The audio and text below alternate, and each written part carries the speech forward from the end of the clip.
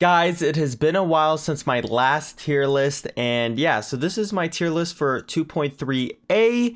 A nice updated tier list. I felt like I haven't done one, so it's now time to do one. And yeah, and there's definitely a lot of changes going on, but the top of the tops are still good. So let's start off with the delisted ADCs, and that's going to be Ashe MF. So let's first start off with Ashe.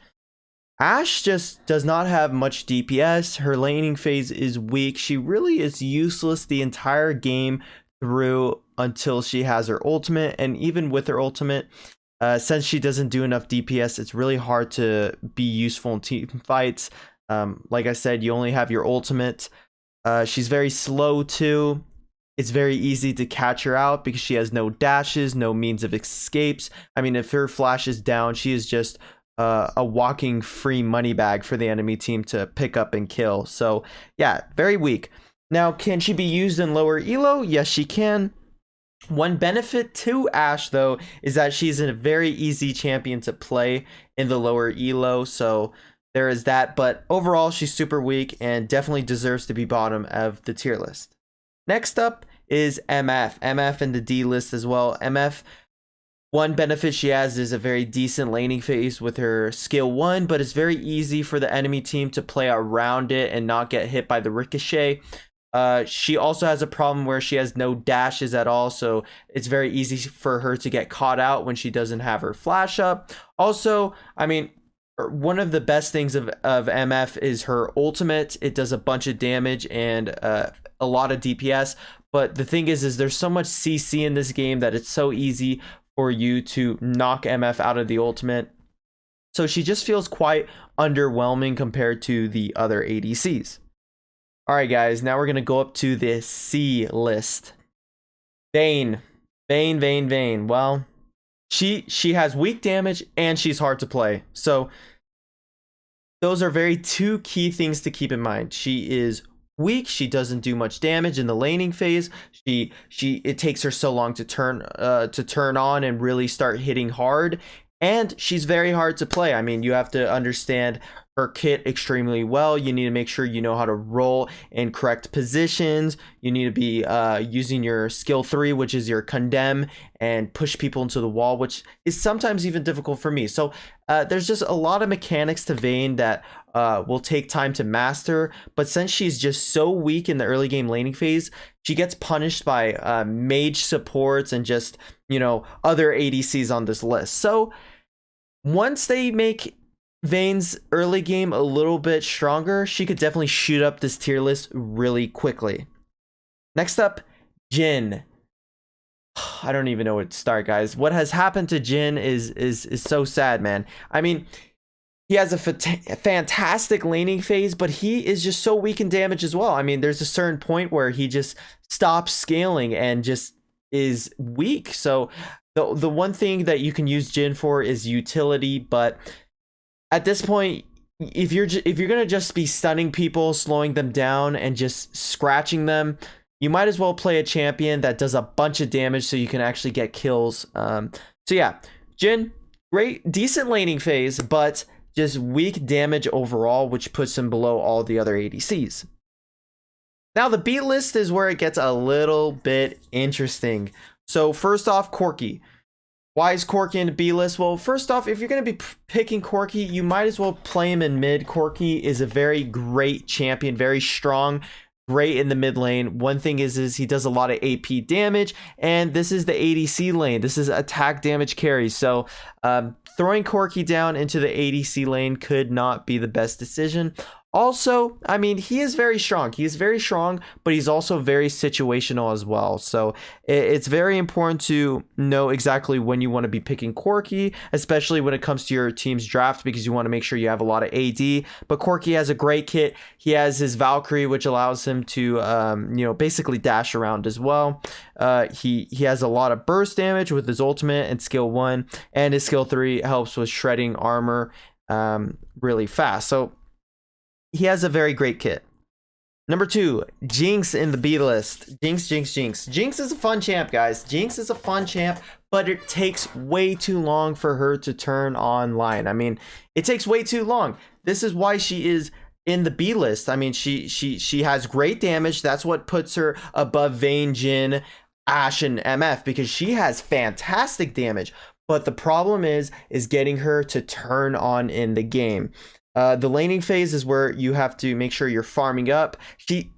Jinx doesn't have any dashes either, so your positioning needs to be on point. Also, Jinx is just not very good to just be picked in any situation. It also depends on what supports you have. Key support you need with Jinx is Lulu. If you don't have Lulu, playing Jinx basically will feel like trash. It's kind of like playing Xayah and Rakan together. You need Jinx and Lulu, and if you don't have Lulu, it might be a little bit of a difficult game for you. Lulu does a great job of really putting Jinx into sometimes an S tier level ADC, depending on how the game's going. So yes, Jinx on her own is kind of trash, but with Lulu, it definitely shoots up the list. Next up is Draven. Why is Draven in the B list, you may ask? Well, Draven is really good in the early game, fantastic in the early game, but he is very hard to play. I mean, you need to be an expert on Draven. Draven is one of the hardest ADCs to learn and master. I haven't even mastered Draven. I can play him in certain situations, but I'm no master Draven at all. So Draven, high risk but high reward. If you're master on him, you're gonna snowball the laning phase and just get those LP each game. But Draven has a lot of counters that you're going to need to be ready for, like Xayah, like Ezreal, even maybe Varus. Champions that outrange Draven are really good into him. Also, you got to be worried about the type of supports that can bully you in lane. So it's just, you gotta know when to pick Draven. I recommend you picking Draven into Vayne, Ashe, Jhin. All these weak ADCs is very good. You could play Draven into Kai'Sa. Actually, it's a phenomenal matchup. You just need to make sure you know what you're doing. So if you want to play Draven, you got to master Draven. And if you don't know how to play Draven, then Draven will feel completely awful to you. Now, guys, we get to the A list, and this is where it gets a little interesting. You're gonna see you're from this list up, you're gonna be seeing a lot of these champions, man. First up, Xayah. Xayah is a great ADC, especially if you have support Rakan on your side. What is good about Xayah? Fantastic laning phase. She has very consistent damage.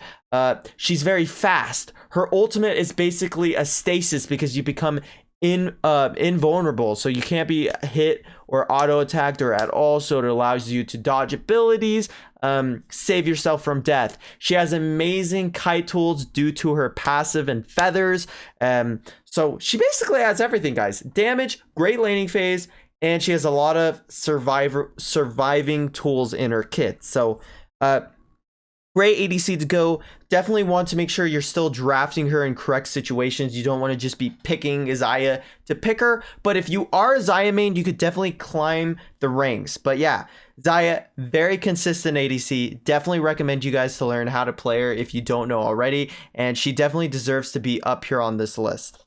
Next up is Tristana. I love Tristana, guys, and I feel like I've been seeing some more competitive play, and I've been seeing the SEA icon series a lot, and I mean, there's a bunch of Tristana, and I just want to say I think Tristana is a phenomenal ADC, but there's definitely some problems with her. Number one, the laning phase will be your only problem with Tristana. Literally, that's the only problem.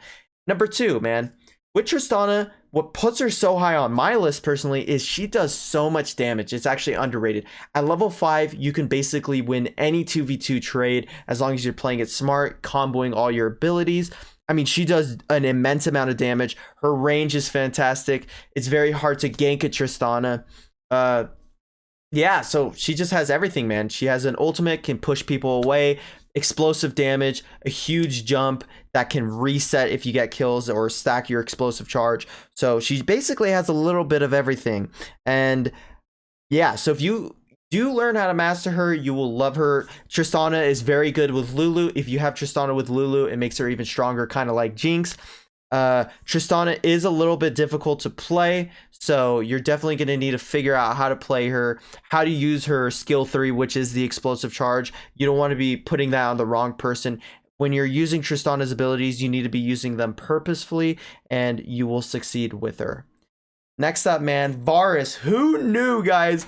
Who knew that Varus would shoot this high on the ADC tier list? Because it wouldn't have been me. Varus is fantastic, guys, surprisingly. But there's still a little bit of problems with him, but let's start with the pros on Varus. Fantastic laning phase. I mean, that arrow chunks people down. The ultimate on Varus is crazy good for setting up plays, catching someone out, and just doing explosive damage. Because of Varus's buff with the missing health, percentage makes him do intense damage, especially when he stacks the 3 blight stacks and uses his arrow or skill 3. It just does such a big amount of damage, especially to tanks, man. I've seen Varus's half HP and Alistar. That should not be allowed. Now, Varus does have a little bit of his problems, which makes him an 8 tier ADC, which is he has no dashes, guys. I mean, even if you build Proto Belt, he just has the Proto Belt. He has no dashes. It's very easy to catch him out. Also, if you get behind on Varus, you're basically screwed sometimes. So you definitely need to take your time and learn this champion. But yeah, Varus, man, definitely deserves to be up here. Has great CC with his ultimate. Good damage, and when you're building full lethality, you're just gonna have a fun time. Especially, he has really good poke against mages because of his arrows. I mean, you could just, if you land your arrows, you're gonna be hitting 300 damage at a time, which is pretty nice. Now, lastly, the S tier. I mean, these 2 ADCs have stayed up top for so long. Let's start off with my boy Ezreal. Ezreal is an S tier ADC because he just has everything he needs. A bunch of damage. He can poke in the laning phase. He can farm safely. He has a dash if he's getting ganked or he's in a bad position. I mean, he can initiate. He can hop in. He can play aggressive. His ultimate does a bunch of damage. His ultimate could cross snipe someone across the map. Super good late game, super good mid game, even early game. Once he does turn level 5, he's always good, especially at first dragon fight. I mean, he has everything, guys. He has everything. And he got nerfed. They nerfed the Trinity Force, which indirectly nerfs Ezreal, and he's still fantastic. I mean, he has everything. He literally has everything. Also, Ezreal can be picked into any draft, guys. Literally any draft. And that's what I love the most about Ezreal, is that I don't even need to look at the enemy team comp's draft because Ezreal works no matter what. There's literally no situation that you cannot pick Ezreal into. And I love that. I love that. So definitely recommend you guys to master Ezreal, especially if you want to climb through the ranks. I mean, I think Ezreal is the perfect ADC to really master and grind through the ranks, guys, for sure. Lastly on this list, at the S tier, is Kai'Sa. Kai'Sa is a phenomenal champion too. She does a bunch of damage. She has a dash with her ultimate that gives her a barrier. She has a little speed boost that she gets from her skill 3. And her DPS is fantastic. The best actually on this list, maybe compared to Tristana, especially once she gets her Q upgrade. I mean, it's just so much damage. She's one of the best 1v1 ADC champions in the game. She is fantastic team fighter because she can jump around all over the place, and she is fantastic. Now, the one problem she does have is the laning phase. And what is it, you may ask? Well, it's her range. Honestly, her range in the laning phase is the only thing you got to overcome. A lot of ADCs can bully her out in the early game, so you really want to make sure you understand how to play Kai'Sa. When you're playing Kai'Sa, you just want to be focusing the front line. The one person at a time is the best thing you can do. So yeah, guys, this is the ADC tier list. Let me know what your guys' thoughts are in the comments down below. What type of ADCs you think deserved a little more love. But yeah, guys, I hope you guys did enjoy. Make sure to like and subscribe if you want to see more Wild Rift tier lists, especially on other champions. I'll catch you guys in the next one. Peace.